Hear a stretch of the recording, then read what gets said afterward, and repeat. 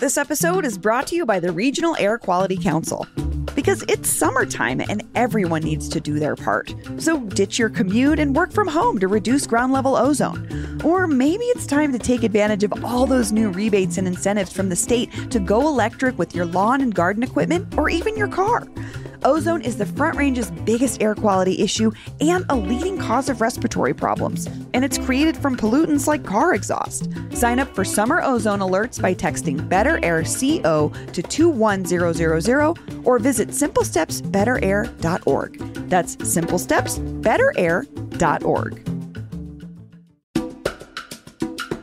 This episode is brought to you by Friends of Chamber Music. If you're not familiar with chamber music, it's an intimate form of classical music performed by soloists or small ensembles. And for 70 years, Friends of Chamber Music has sought out the most talented performers around the world and brought them to perform here in Denver. Check out the full concert schedule at friendsofchambermusic.com and experience Denver's classical music scene for yourself. But it gets better.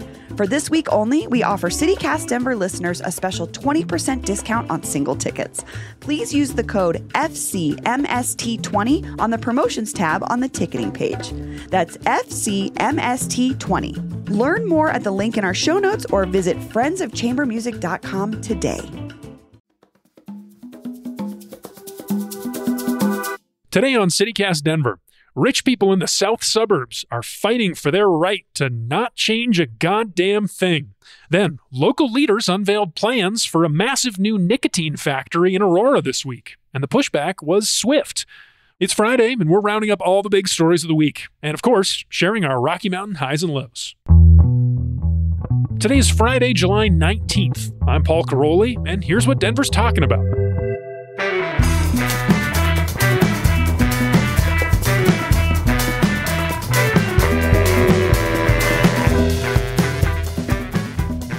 Welcome back to CityCast Denver, the show about the city that actually has no connection whatsoever to that country music star who sang the national anthem drunk at the MLB Home Run Derby. The Denver Post reported that she grew up in Highlands Ranch, but we don't know her.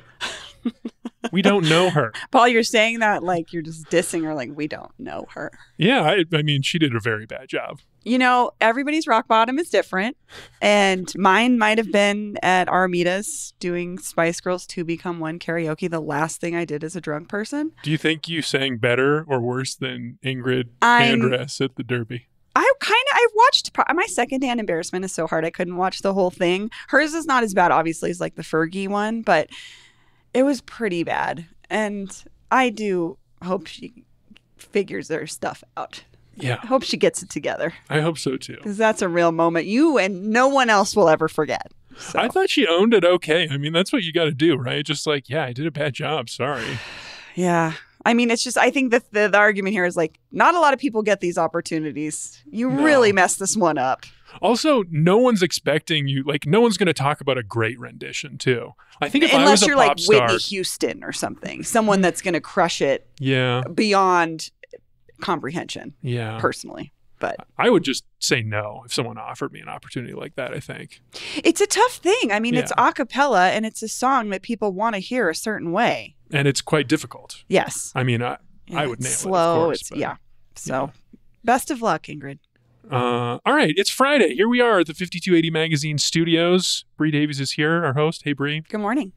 Bree, we're not going to talk about national politics today at all. Thank God. We've been doing it all week. We have a really great guest, someone we've wanted to have on the show for a long time. She reports on Douglas County and Castle Rock for Colorado Community Media. McKenna Harford is here. Welcome to the show, McKenna. Hi. Thank you for having me. McKenna, did you see the rendition of the national anthem we were talking about? I did, yeah. Colorado Community Media also covers Highlands Ranch. And so with the local tie, we talked about it in the office. And like Bree said, I hope she gets help. Yeah. Hope she figures out her Diplomatic response, McKenna. Wow. All right. We have a little bit of business here before we get into our top story. We're doing something really cool in our newsletter, July and August. It's a bike scavenger hunt. We're partnering with Bike Streets for an adventure to take you all over the city to some of our favorite spots. The first one we're putting out a riddle in the newsletter every week. It's like a really, little poem. I'll give you the clue for this week. But last week we did the first one. It was a really great response. Lots of people participating, biking all over. Take a photo of yourself at the destination, submit it. You get entered into some killer prizes at the end of the whole adventure. We've had so many people participating. It's awesome. People seem to be loving it. I'm loving it. I'm traveling this week, but I'm looking forward to participating. So here's how it works. Every Friday, there's a riddle in the newsletter. So you got to sign up for the newsletter, the Hey Denver newsletter. There's a link in the show notes, and it's going to lead you to a destination. You take a picture, you submit it to us, you get entered for these prizes. Here's this week's clue. We can chat about this a little bit. These are really fun clues. In Hilltops Heights, where sweet dreams take flight, a creamery's delights reach a new height. Scoops piled up high like clouds in the sky find the peak of flavor, pure delight. Ooh. Any guesses, McKenna?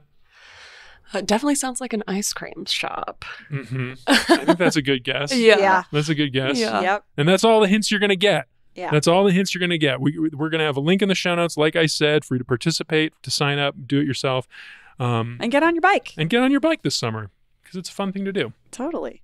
All right, our top story this week is really two recent business den stories about small developments in kind of the biggest story that Denver faces. It's just such a slow-moving issue of development and density and change. And anyway, it's two stories about what rich people in the South Denver suburbs really want or don't want. That's why we wanted you here, McKenna, because you report on this area. You can help us decipher what's going on here.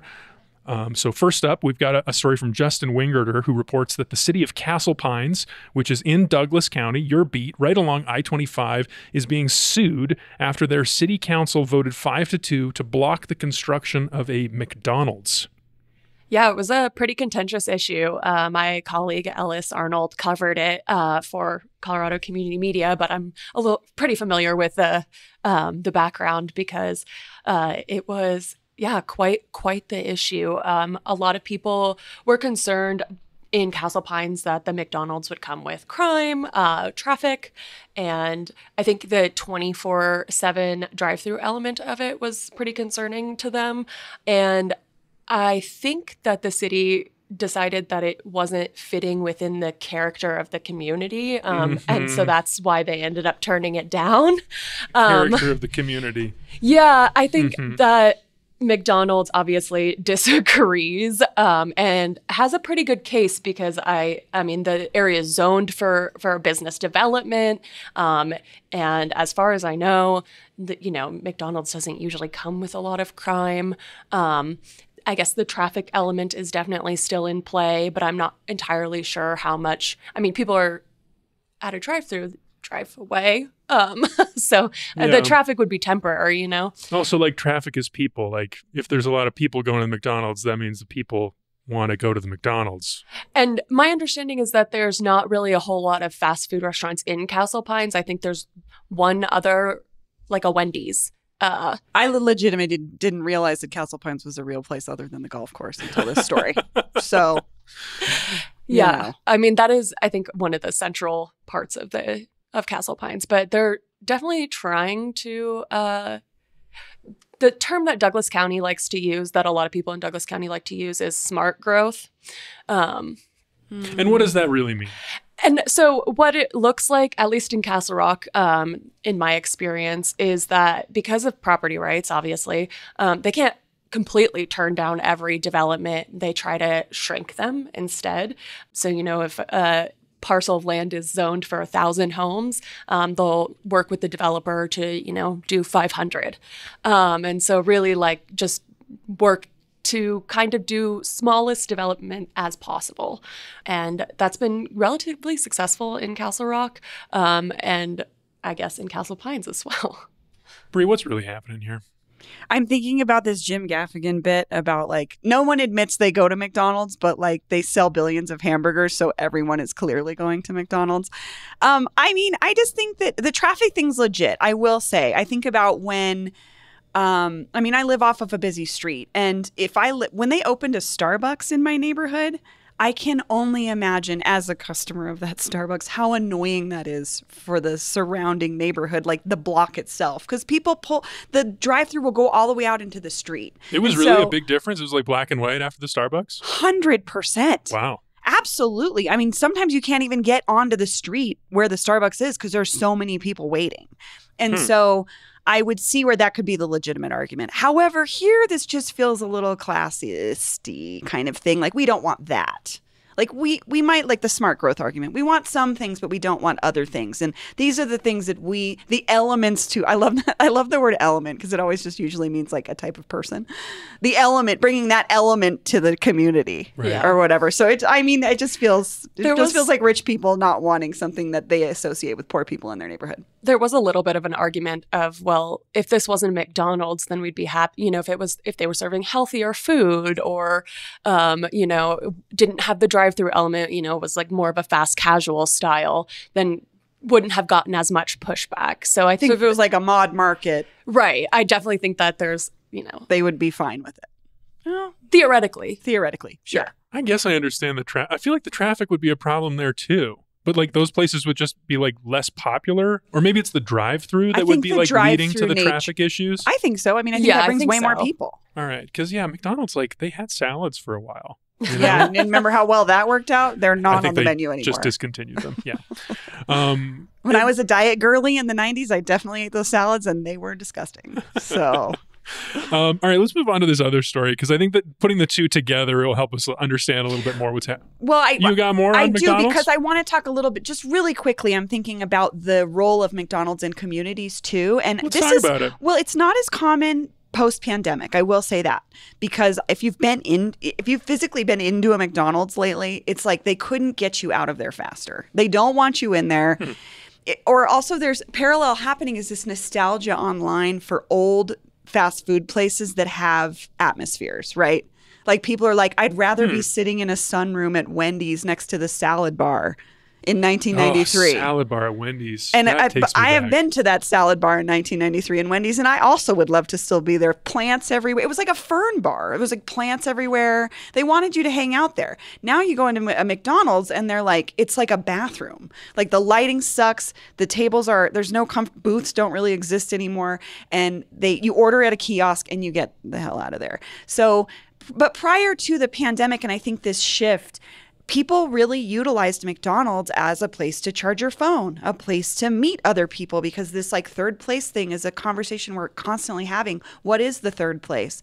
For a lot of folks, it was a McDonald's because it was what was in their neighborhood. Honestly, if you go to the McDonald's by my house on a Sunday, there's families hanging out there after church. So I think that part of it is what is glossed over when we talk about these things is like McDonald's also provides an affordable place for people to get a meal and sometimes hang out with other people and use the restroom, charge your phone, stuff like that. But in this case, I think they don't want any of that. They don't want anybody coming off the highway, coming into their neighborhood to do anything. Like they don't want that at all. So I don't know. I just think that there's a bigger conversation to be had about the ways that McDonald's and other fast food places have served communities, whether it's good food or bad food or not. It's something. So, are you a McDonald's person, McKenna? Every now and then. I'm more a Taco Bell gal, honestly. Yeah.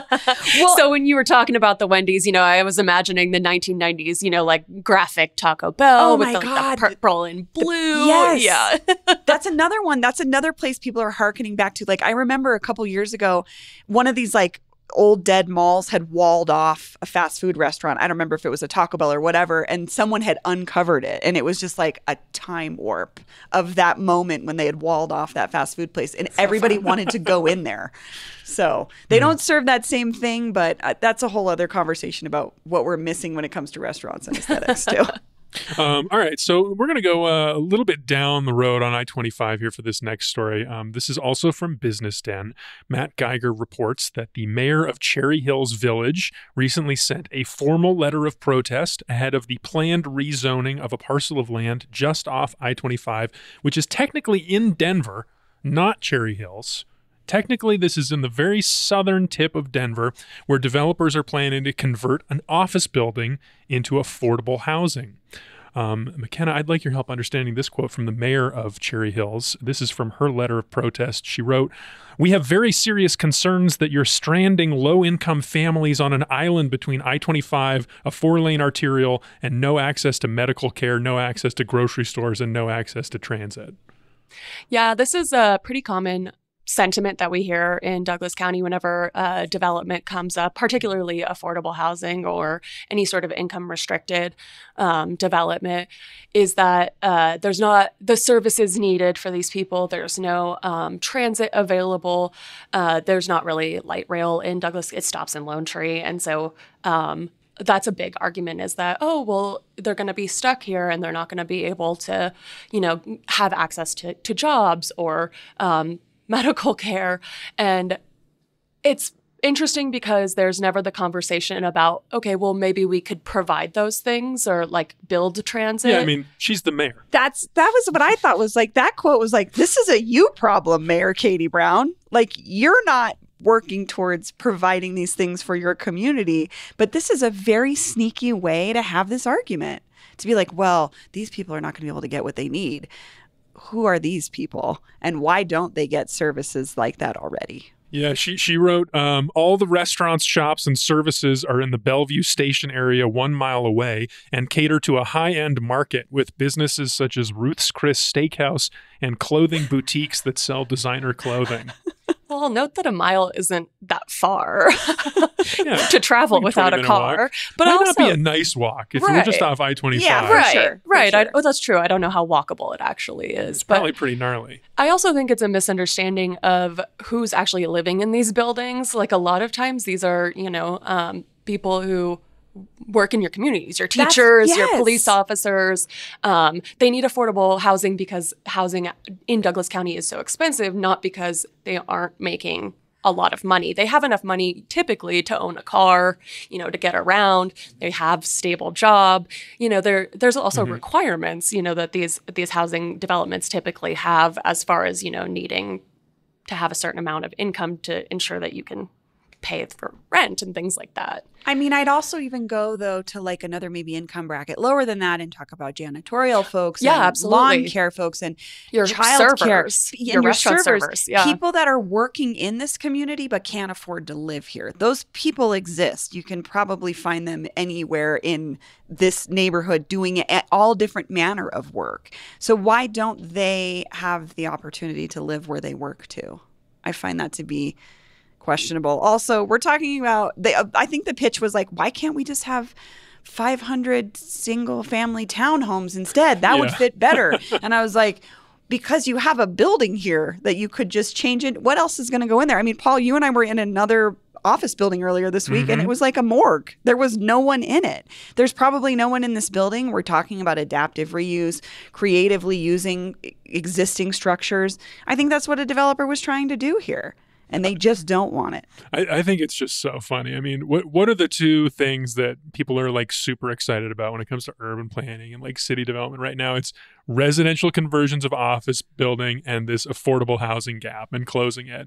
And this proposal from these developers is to do both of those things. And this mayor of this Cherry Hills Village, which, by the way, one of the richest, most wealthy suburbs, this is where Peyton Manning lives. Yeah, I was like, this is the richest. This is where sports players live usually. But the gall to oppose this, that's not even in her jurisdiction. And I'm like, the developers are right in this moment. Like, they're trying to do the thing that, like you said, urban planning has been real hot on for the last couple of years. And they're responding to the market. The market is obviously telling them this is a place that has an opportunity, and they're trying to make some money here. You'd think that this same mayor and her constituents would be so supportive of this in so many other circumstances, but literally not in my backyard. Mm-hmm. She doesn't want the people that are other people serving other people in her community to live in that community. She doesn't want their kids at their schools. I mean, this goes pretty deep to me. McKenna, I wonder if you see a connection between these two stories. I mean, definitely. Like you were saying, we hear a lot of, I support this idea, but I don't support this location. Just not here. Yeah. And sometimes that's valid. Sometimes, there's the issues with lots or traffic or things along those lines. But a lot of times it is, I just don't want to see it. Yeah. I'm picking and choosing who gets to live in my community, essentially. I want to get a sense of just like how the prospects of success for these two efforts from these people who live in these neighborhoods, pushing back on the McDonald's, the affordable housing. Do you have any like an anecdote or something that show just how powerful these wealthy folks down in the south suburbs are to help us understand? Or like another situation, just like If we've never, I'm trying to think of because like it doesn't happen in Denver, not always in the same way. Sometimes for sure, but yeah, I guess one example. Well, it's kind of a large, numerous examples. There's no homeless shelters in Douglas County, and there used to be a winter shelter network of churches that would, in the winter, provide shelter to women and children overnight. And it was a pretty limited program, but it was at least something. Unfortunately, that shut down this past winter, and so there's like really, really no options. One of the churches that was participating in that is in that shelter program is in Castle Rock, and they decided to sue the town for their federal right to practice religion, arguing that it is within their practice of religion to help shelter people, that their beliefs guide them to, serve their community. Interesting. And so they are taking the town to federal court to try and open some sort of shelter or affordable housing on their unit under the existing zoning, because they know that they would never be able to rezone their property in Castle Rock to actually explicitly allow that kind of housing or that kind of shelter. That really ties into this conversation of who we want in our community. And if we don't provide the things that some folks need, they won't exist here, is what it sounds like to me. Fascinating. Is that an active case? Yeah. It was filed just a couple months ago, actually. Well, we'll have to check in with you about that as that develops. That's interesting. Yeah, definitely. They were just in court 1 week ago now. So just had their first hearing on that. So it'll be quite an interesting discussion. Fascinating. Well, yeah, we'll put a link to the most recent story on that in our show notes. And I will just say before we go to a break, Denver City Council is set to vote on that proposed rezoning for the residential conversion of that office building on August 12th. So if you want to weigh in on that, now's the time to let your city council person know. And also, for your information, McDonald's has a new deal offering free medium fries every Friday with a purchase of at least $1 in their app. So that's a pretty good promotion from McDonald's. The fries are some of my favorite things from McDonald's. If they're fresh, hot, they are great for that moment. Got to let them have their side of the story here. So we're going to go to a quick break, and we'll be back with a story about a national crisis. Oh, boy.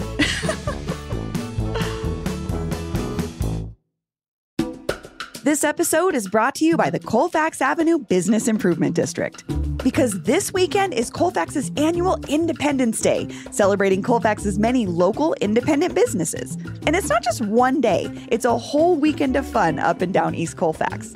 The celebration kicks off on July 18th with a big party that you can attend for free. Join us at the Colfax Indie Bash for a live taping of CityCast Denver, as well as more free entertainment, food from local faves, a character artist, belly dancing, and a killer DJ. Then, all weekend long, more than 30 businesses and creators will be offering special goods and deals. Just look for the teal Colfax Avenue flag and mention Independence Day, and they'll hook you up. Find the flag, choose your own adventure, and make a day or a weekend of it. The Colfax Indie Bash is free to attend, but we hope you RSVP because space is limited. Find all the details in our show notes and online at colfaxav.com. That's colfaxav.com. This episode is brought to you by the University of Denver. The University of Denver has launched a new executive certificate in affordable housing, which is so cool because Denver needs affordable housing and smart people to figure out how to build more of it. Participants in the program will learn all the complexities of affordable housing development and gain the practical skills necessary to work in this specialized sector. And this is a major issue in communities all across the country where housing prices are out of control. This new program from DU is for people who want to help tackle this pressing issue head on.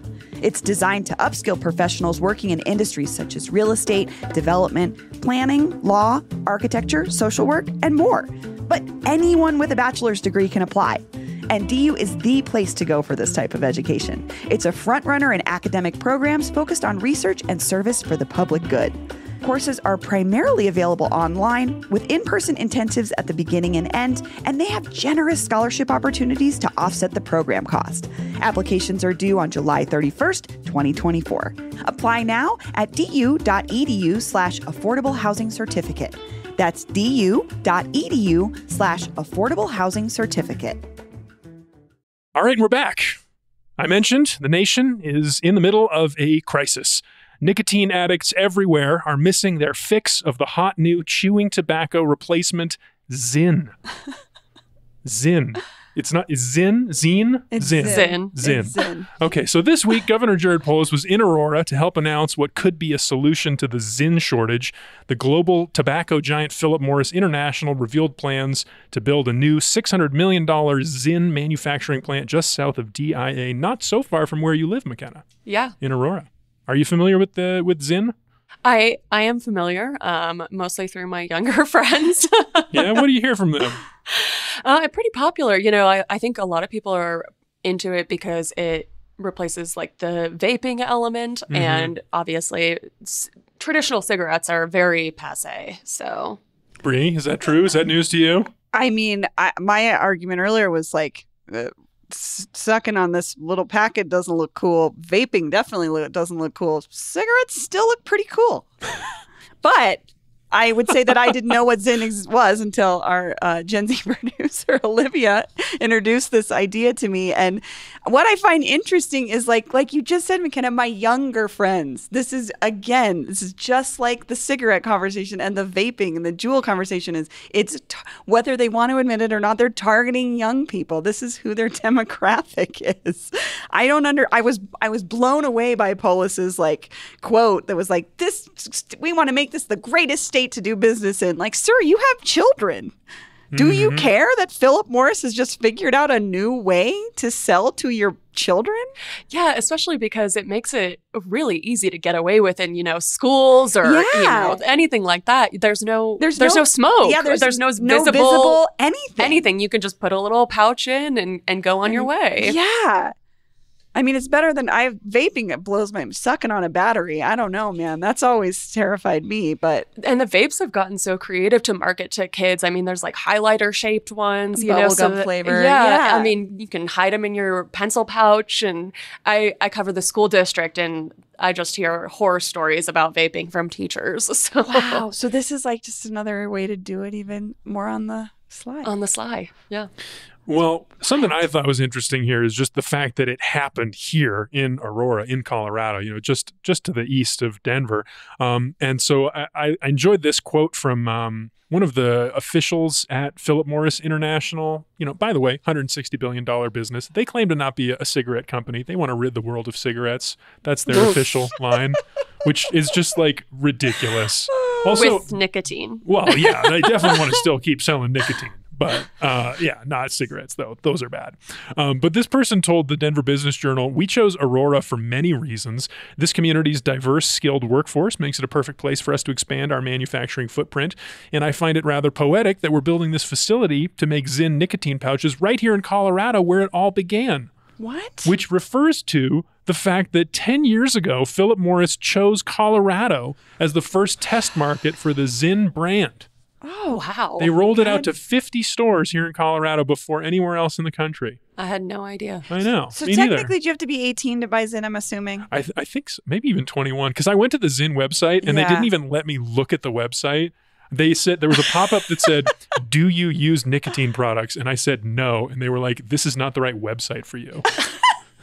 Which I had never seen before. You gotta lie off the bat to even look at their products. Yeah, They're like, we want to go full contraband on this. We want you to feel like you're doing something illegal. That's so interesting that they launched it here. I'm just like wondering what the accessibility is again for kids. Cause like, again, I grew up in the era of smoking and advertisements for smoking using cartoon characters weren't banned until I was in high school. And I just like, it was kind of hard to get cigarettes. You had to pay, you had to like bribes an older person to go buy them for you. There was a couple gas stations around my high school. And like, is it easier? I don't know. I mean, I guess maybe you could go online.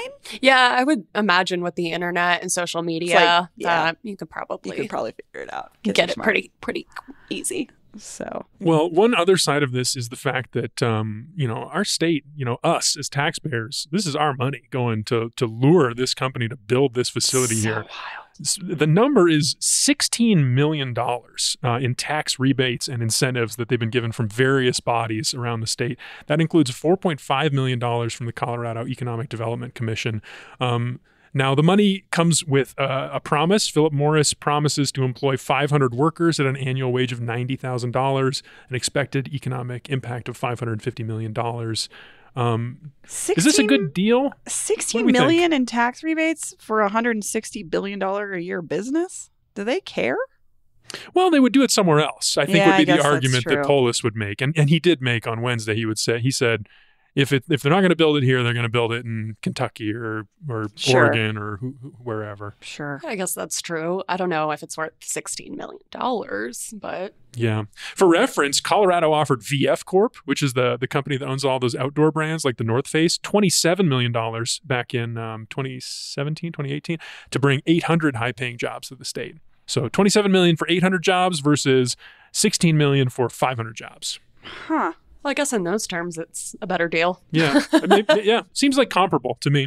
Yeah. Maybe this is just the going rate for, what you do to pay to lure these big companies. I think in Castle Rock, they gave the Costco couple $2 million tax cuts to bring them in. Wow.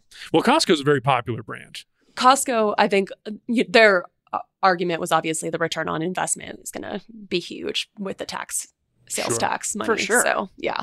And I think that's probably true. I think they'll make their money back pretty easily. I'd also feel a little better about a Costco in my neighborhood than a nicotine factory. Nicotine Definitely. factory, such bad vibes. Yeah. Such bad It's vibes just for Aurora. Wild to me that it's like, again, growing up in the era of DARE and all of these things, but it's like, does it really matter? No, maybe not. Not if it's making our community money, I guess. I think it was Colorado Public Radio that had a headline about how just a couple days before there was a cancer center in Aurora that Jared Polis also helped open, and just kind of juxtaposed those two things, that we're trying to both eradicate cancer and still maybe promoting products sin. that could impact that.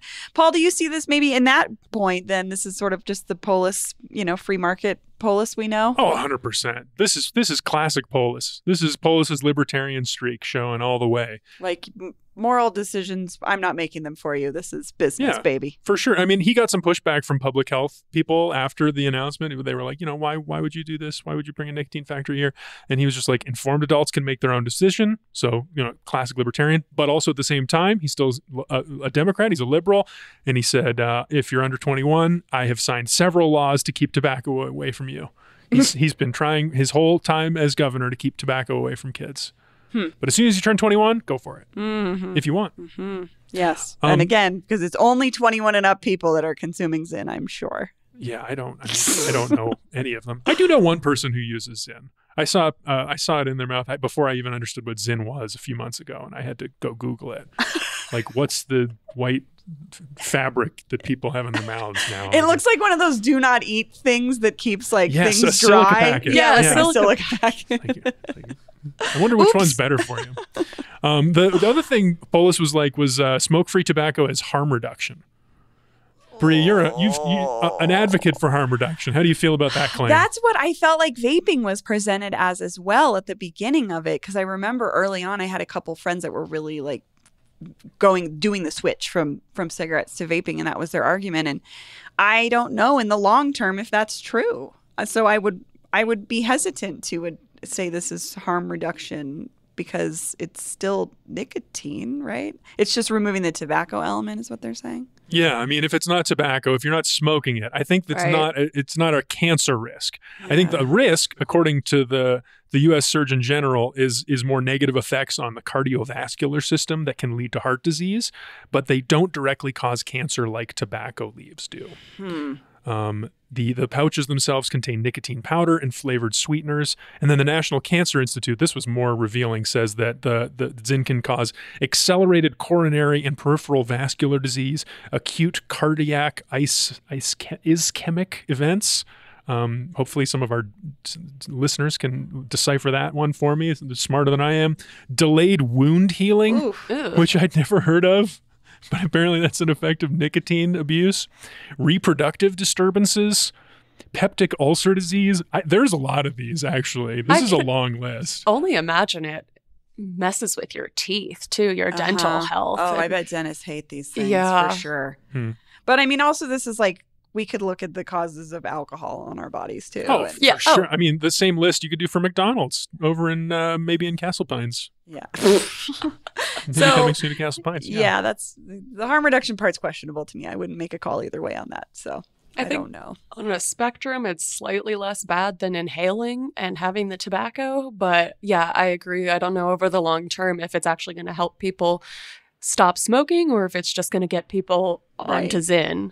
Right. Because it's definitely not being marketed as stopping smoking aid. It's not like being marketed that way, the way that some of those stop smoking aids were marketed early on prior to vaping. Well, weird look for Aurora, weird look for the governor, but maybe a boon for our economy. Listeners, we'd love to hear from you. What do you think about the new Zyn factory coming to Aurora? Apparently, it's going to be operational by 2026 is the plan. So I don't know if the Zyn shortage persists until then. Colorado to the rescue. Let us know what you think. Well, and we'll see what jobs come through, what promises actually come through when it comes to income and things like that, and how many. I'd be curious. Yeah. The Zyn hotline is open, 720-500-5418. Call, leave us a message, send us a text with your name and neighborhood, 720-500-5418. We got one more segment for you. It's the best way to end the week. After this break, Rocky Mountain highs and lows. This episode is brought to you by Pine Melon, the farmer's market delivered. Miss the farmer's market this weekend? Don't fret. Pine Melon has got you covered, delivering Colorado's freshest local produce straight to your doorstep. Pine Melon is a next-generation grocery delivery app that partners with over 200 local farmers, ranchers, and producers in Colorado. With a mission to transform Denver's food system, empower local makers, and promote community well-being, they make supporting local both easy and rewarding. Enjoy high-quality meats, eggs, and dairy from small local farms, as well as a wide variety of pantry staples, all delivered straight to you. The best part? Pine Melon offers same-day delivery to Denver and Boulder within a 2-hour window. No subscription necessary. Support local today and use promo code CityCastDenver for $75 off your first delivery at pinemelon.com. Enjoy the best of the farmers market, even when you can't make it there yourself.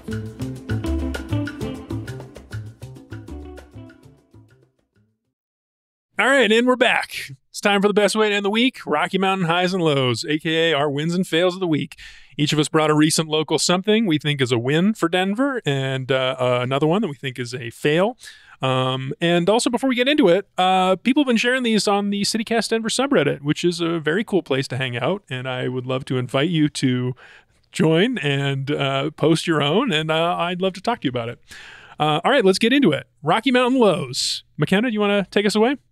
Yeah, I think my low this week is thanks to Alden Global Capital. They shut down 2 more newspapers in Colorado on the Eastern Plains, the Lamar Ledger and the Burlington paper. And then there was another one also over there that ended up shuttering because of printing issues. So yeah, such a bummer to lose 3 newspapers, especially in an area of Colorado that doesn't get a lot of coverage. So sad for those communities. Yeah, it's even more detrimental, I think, sometimes to these smaller communities that don't have multiple outlets covering their day-to-day or what their city council's doing or what their mayor's doing or, it's really scary. Yeah. If you want to be an informed citizen in Lamar, it just got a little harder. And it also loses that element of community connection. Those papers covered business openings and anniversaries and fundraisers, and that all is gone now too. It sucks. Also just like basic stuff. Like I read about one of these papers closing in the mountains somewhere, and it had previously been they had a relationship with the city government where the paper would publish like public service announcements about, public meetings and like stuff the city is doing. And now the paper can't do that anymore. So the city's just like posting it on their homepage, on their website. Like, I just don't think that's as useful. Yeah. No, definitely. And it doesn't reach as many people. Yeah, I was going to say not as accessible either. In case you're not familiar, Alden Global Capital is the shadowy hedge fund that owns the Denver Post and has been slowly hollowing out our city's last great newspaper And for the last 10, 15 those reporters are all doing like 5 jobs. Yep. Yeah. So. And they're doing a great job. Big fans of what they're doing at the Denver Post. Not the owners as much. Yeah. Not as much. No. Bree, what's your Rocky Mountain low of the week? So I found out there was a woman that was hit by a drunk driver and killed in Lakewood last weekend, and I found out it was my neighbor, Myrna Estrada.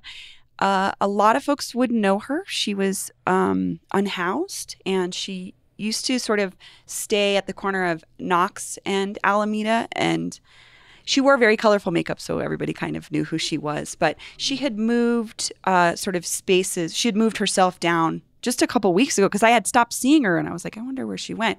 And she had moved down to this bus bench, and she was killed by a drunk driver while she was sleeping. And I read the story about her because people knew her so well. This became a news story. And I found out that she was not unhoused. Her family repeatedly tried to bring her home, and her mental issues, I don't know if they're directly connected, but she had a son who was killed by a driver when he was 6 years old in the neighborhood as well. And ever since that moment, off and on, she had not been wanting to be around anybody anymore. And I just thinking about, she has another son too, and he lost his mom and his little brother to preventable acts. I mean, people driving cars and the other thing too is assuming what people are going through, that she had a family. People cared about her. It wasn't that she wasn't cared about. And I think it's just important to think about this when we think about unhoused people and make assumptions about their lives and their experiences. And then on the other side of it too, think about what happens when we're driving a car.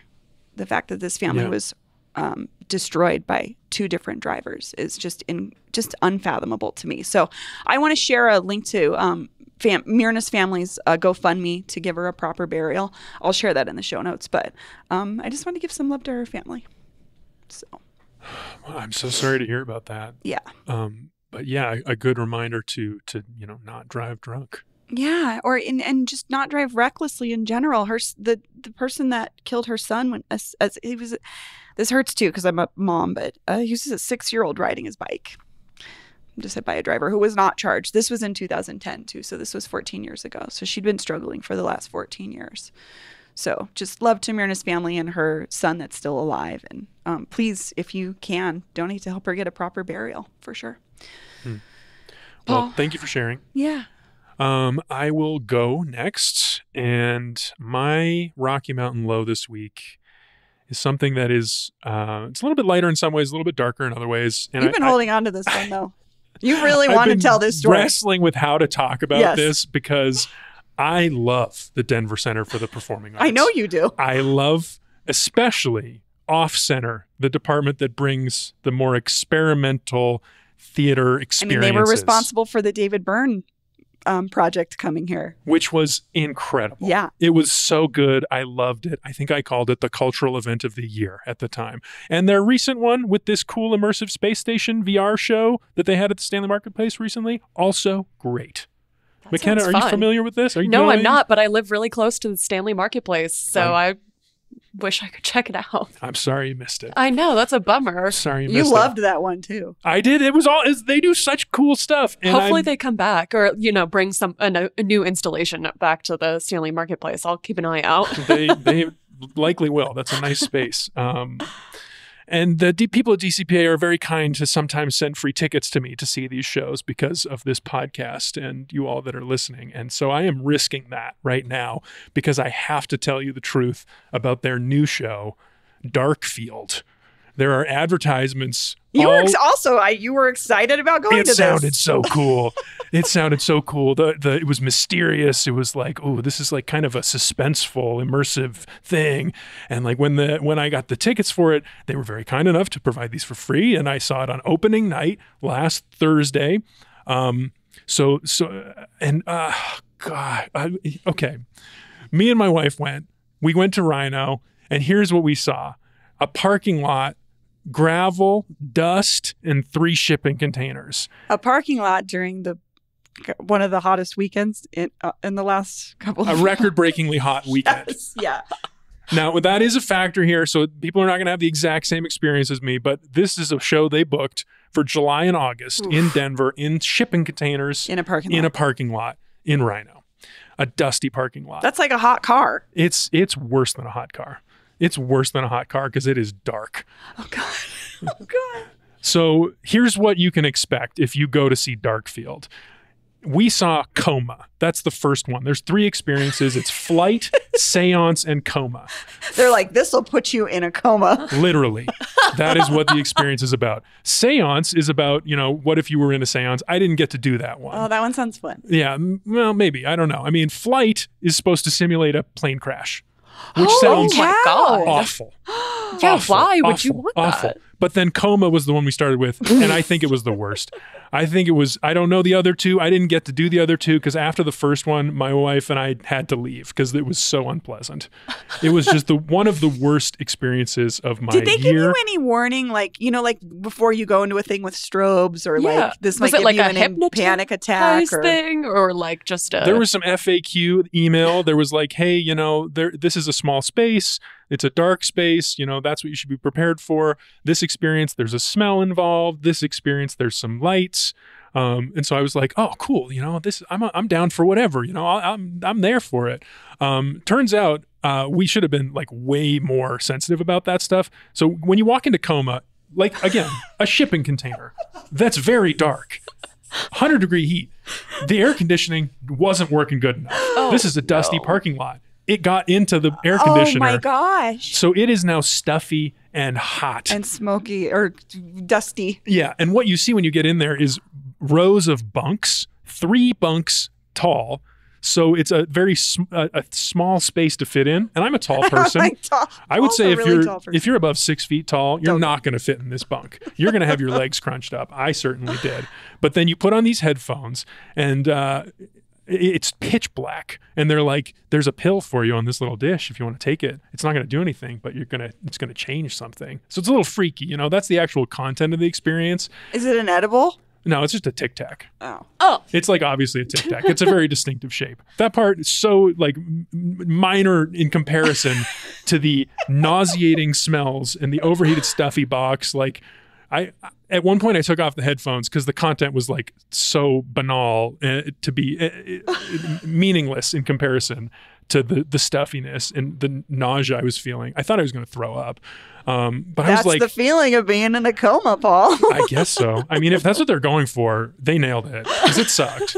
It sucked so bad. I was thinking about solitary confinement and like I was going through my whole life. Like, did I do any crimes that might in some way get me into a solitary confinement situation? Because I have to go and fix that right now because this is so bad. Trauma-inducing. It was traumatic. I found out afterwards that my wife left immediately. She felt claustrophobic. She was having a panic attack. And then she was struggling to get out of the shipping container because the latch on the door wasn't like good enough. It was pitch black and she had a hard time getting out.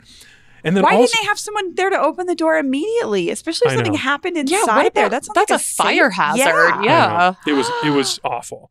And then the other thing was, so I'm on the top bunk because like there's some other older people in there. Like I don't want anyone to climb up to this bunk. So I'm on the top bunk. At the end of the Paul's show, knee down hanging off of this thing. Crunched up, struggling to breathe, thinking about my mortality. And then at the end of the show, I take off my headphones. I look across the aisle and this woman takes off her headphones and she's like, did you hear anything? And I said, yeah, lots of stuff. Like mosquitoes buzzing around my head. Like this guy like talking about this perfume that was giving me a headache. And she was like, I heard nothing. I was trying to get their attention the whole time, but these headphones are broken. So she was just trapped in a box. She got nothing. Oh my gosh. She got nothing. Did they test this before? It's a traveling show. It's not like a Denverite created this. It's a traveling show. It was so bad. I got an email from them a few days later apologizing. Because can you imagine how many people that paid for tickets probably were like, what is this? I know. And opening night too, man. It was $25 is what, if you didn't get a freebie like I did. Boy, yeah. Dude, if you're a thrill seeker, if you love horror movies and experimental, like immersive art, this might be for you. But for everyone else, like this could be not only traumatic, but like damaging to your health, I would say. Are they continuing it? That's what I asked them. They sent me an email. They were like apologizing, like, sorry about the technical issues and the extreme heat. We regret the experience might not have met your expectations, blah, blah, blah. And I was like, yeah, I think you're underplaying this. Like, I would consider canceling or postponing to cooler months so people might actually get a chance to like enjoy what this is supposed to be. And I haven't heard back. Oh, that's a bummer. I mean, I don't know. Well, I guess someone at some point liked this. It's hard for me to imagine. It just sounds like one of those haunted houses that you have to sign a liability waiver before you enter because they're going to like assault you. Yeah, totally. Yeah, I wouldn't be surprised if they have liability waivers implemented this sounds like at this one of those place. things weird probably rich people do should. to feel something. Maybe.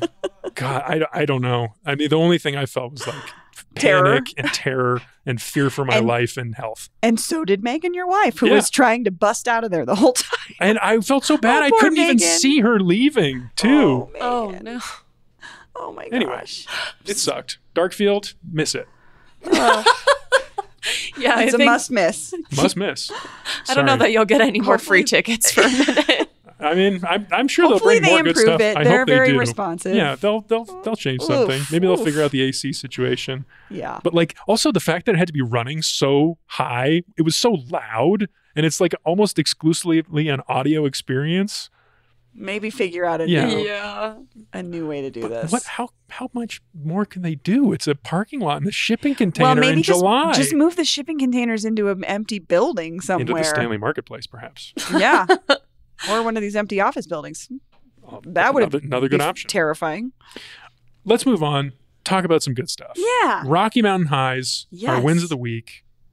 Bree, do you want You to know, start? everyone following my trash saga, listen. Okay. They still stopped picking up the compost, but my neighbors who have this trash mountain that I've called, I've sent pictures to the city, like, please just come pick up this trash mountain because my neighbors have a vortex that shoots trash out of it. Like, I don't know where it comes from. They finally came and picked it up. They brought a tiny, like, Hey, nice. They brought a tiny front loader and They got front load. special service. Seriously picked up because it was getting to the point where you couldn't drive through the alley anymore. And they finally came and picked it up. So Amazing. I thank you, City of Denver. I really appreciate it. My alley looks a lot better now, and I'm sure my neighbors will fill it with trash again. But up until now, it's going to be it's great. So I just wanted to celebrate that I complained good. about something and it got fixed. Yay. Good for you. Yeah. Good for you. McKenna, how about you? You got a Rocky Mountain High for the week? Yeah, I found a bakery in Castle Rock Oh. that ships French bread over weekly and bakes it daily, fresh. And it is so good. It's actually in the King Supers. Really? What? Yeah, so the King Supers at the outlet malls, inside there's a little bakery and French bread, authentic French oh my bread. God, that sounds And it's so good. That's a hot flaky tip. croissants. Yeah. Apparently it's the only one in the USA. What? No way. Yeah. A reason to go to Castle Rock. So I they're know. shipping dough from France To this bakery in Castle to Rock. the outlets in Castle Rock. The King Supers. King I want to Supers. talk to the head of their bakery department and find out how this happened because this is How'd awesome. they figure that out? What a great Apparently, Kroger reached out and was interested in partnering with this. They've got like 300 locations, like all across, internationally, just none in America. I guess there used to be one in New York, but it closed during the pandemic.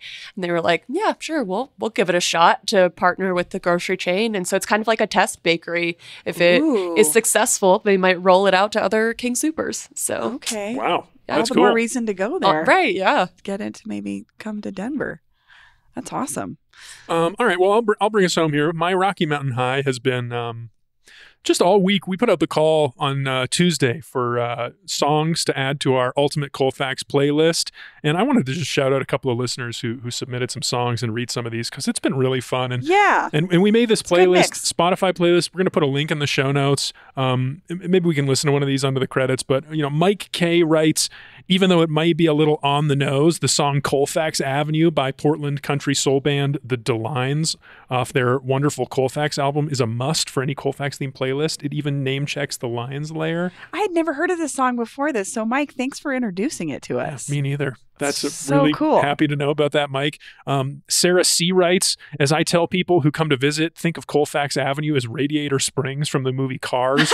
When I-70 was built, it went downhill, so anything from the soundtrack to Cars will work. Oh, that's cute. And then she suggests Our Town by James Taylor and Real Gone by Sheryl Crow, which are both kind of nice. Oh, such a good mix. Yeah. One last one from John D. Recommends The Letter, 1967 by the Box Tops. Yeah. My friends and I loved dancing to this song at the store on East Colfax. Oh, yeah. This has a nice, like, chugging along rhythm to it. This is a perfect song for Colfax. So, yeah, I mean, it's a really fun playlist. Brie put a bunch of songs on there. If you like Freak Like Me by Adina Howard, that's what I'm talking about on Colfax. McKenna, do you have a song that screams Colfax to you? You know, I was just thinking about this as you were talking about it. I have a friend who is in a band locally, and I feel like her stuff is very fitting for this playlist. Their band is called Blank Slate. Oh, yes, of course. Yes, yeah. Huge fan. What's the track we should put on the playlist from Blank Slate? I'd go with, like, Bell Station. All right. Bell Station by Blank Slate. Let's go out on that one. We'll put it on there. We're going to hear a little bit of Blank Slate by Bell Station by Blank Slate. And here we are, end of the show. Wow, we did it again. So good. What a great week. So fun. Great talking about Colfax all week. Brie, thanks for doing it. Thanks for being here. And McKenna, so good to meet you today. Yeah, thanks for having me again, guys. I appreciate it. This is great. That's all for today here on CityCast Denver. Our producers this week were Olivia Jewell-Love, Natalie Rivera, and me, Paul Caroli. Peyton Garcia writes our morning newsletter, Hey Denver. Bree Davies is our host. Our music is by Los Mocochetes, with additional mixing by Tyler Lindgren. If you haven't already, subscribe to the show wherever you get your podcasts. Follow us on Instagram at CityCast Denver, and tell Grimace about us if they ever let him into Castle Pines. You can sign up for our daily newsletter and learn more about us at denver.citycast.fm. See you next week.